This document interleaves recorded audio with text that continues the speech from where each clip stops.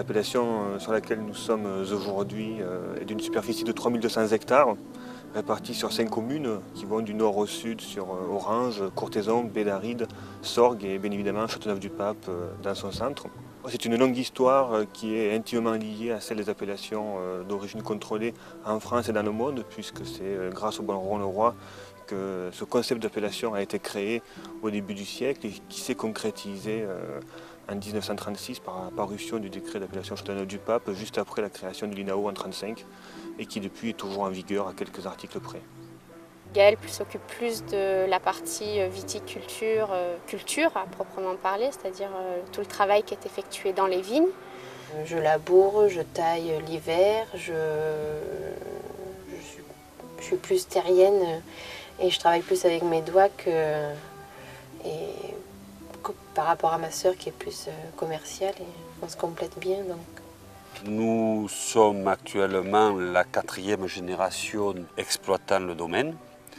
Nos enfants venant prendre la suite donc, de l'exploitation et où nous travaillons maintenant donc en commun avec eux pour dire de donner les valeurs du domaine de la façon culturelle telle qu'elle était faite jusqu'à présent.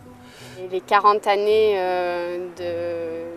de dur labeur dans le monde du vin qui a fait que son expérience est primordiale pour nous. Parce qu'on est à l'écoute des leçons qu'il peut nous donner, des conseils qu'il peut nous apporter. En ayant fait pendant toute une carrière des décisions seules, il est vrai que maintenant on les prend à 3 et je suis encore une fois uniquement là pour donner mon point de vue. Ceci étant, c'est parfait que la jeune génération prenne des décisions et prenne des méthodes qu'on n'avait pas nous à l'époque. Donc pour ma part, je suis, je dirais, un jeune retraité, ou presque, mais très ravi et content de pouvoir, si vous voulez, discuter avec mes propres enfants des décisions et de peut-être d'un avenir lointain de ce que l'on pourrait faire dans le domaine lui-même. Bon, et l'avenir nous dira si ce que nous avons décidé sera positif, mais je pense qu'en tous les cas, on est des vignerons et avant tout, on prend des décisions allant dans un sens qui dure. Alors, il y aura peut-être des aspects qui reflèteront peut-être notre personnalité féminine, donc, contrairement à ce qu'a fait notre père jusqu'à présent, mais on s'attachera toujours à conserver cette typicité qui a fait la force du domaine et sa notoriété dans le monde entier, puisqu'on expédie dans le monde entier. Donc on s'efforcera à maintenir ce que notre père, nos grands-parents et arrière-grands-parents ont fait jusqu'à présent.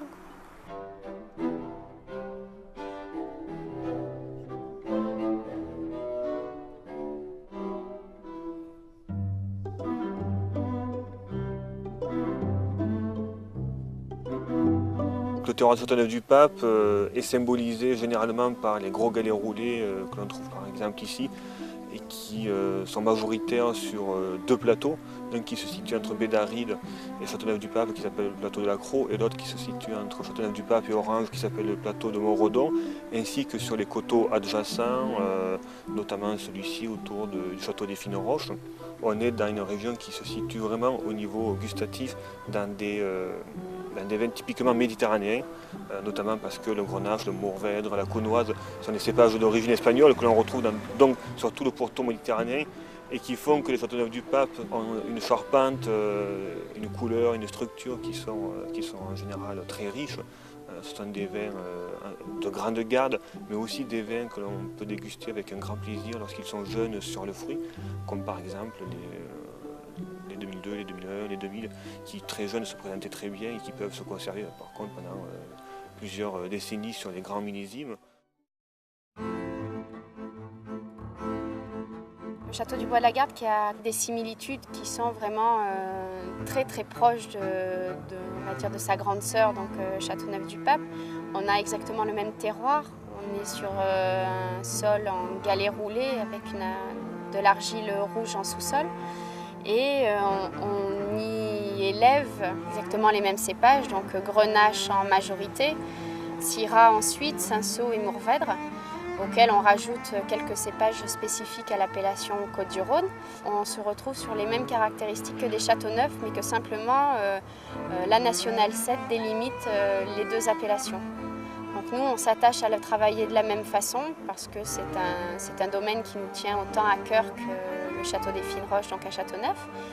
Mais simplement, donc, on n'a pas l'autorisation de le commercialiser sous la même appellation. Alors ça veut dire un rendement à l'hectare plus élevé, puisqu'on est sur la base de 52 hectolitres à l'hectare au lieu de 35 hectolitres à l'hectare.